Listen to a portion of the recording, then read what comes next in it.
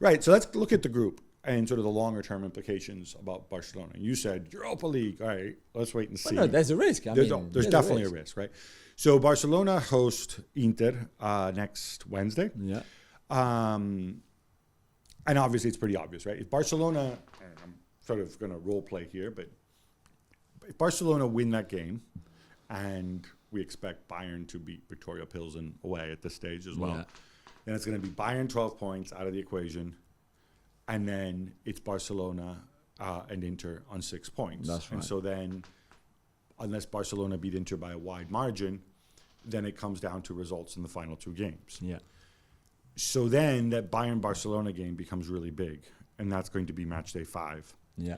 And Bayern being Bayern, they're not going to sit there and be like, oh, look, we're safe. Because they're not mathematically safe at that point. No. But I don't think they're going to lie down for Barcelona. definitely not.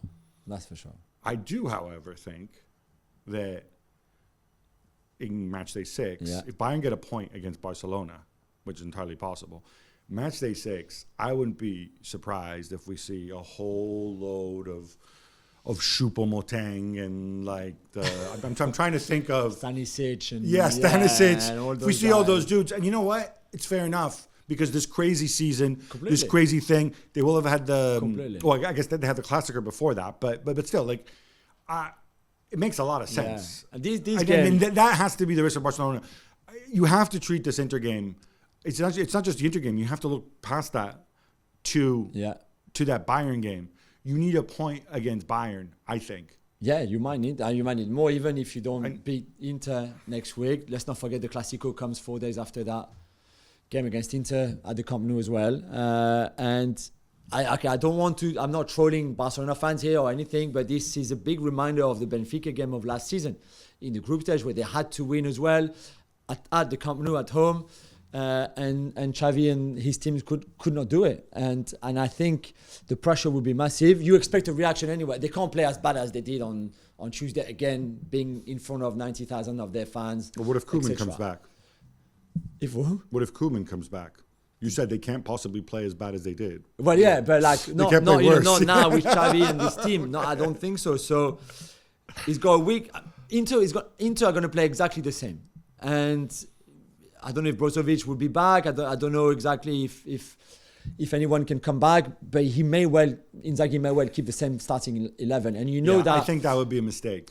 But you know, in the mindset, certainly, in the mindset, they could do a job. They could do the Italian job and go and get a 0-0 draw, and that would be an amazing result for Inter, and change the whole dynamic of the group. So, I mean, I really hope for Xavi that this time he prepares the game better and find a better way of playing, because otherwise it could be a very, very difficult game, and if you don't win that, it could be a hell of a week. If you're Simone Inzaghi, by the way, you've made the call on Onana in the Champions League, Handanovic in the league. Handanovic has been extremely up and down, but he's also a senior figure at the club and everything. Should you just bite the bullet and just play Onana in the league as well? I would. I don't think that rotation is good anyway. To alternate one in the Champions League. We saw that before with other clubs. We saw that at Chelsea. We saw that at PSG. I'm not sure it's good for any of the goalkeepers. I'm not sure it brings much value. Your defenders have to adapt every time to a different goalkeeper that plays in a different way. And especially Handanovic and Onana are pretty different, especially when you have the ball in terms of distribution, how high you play in front of your line, all of that. See, I find it fascinating because I think this is a huge call Inzaghi needs to make.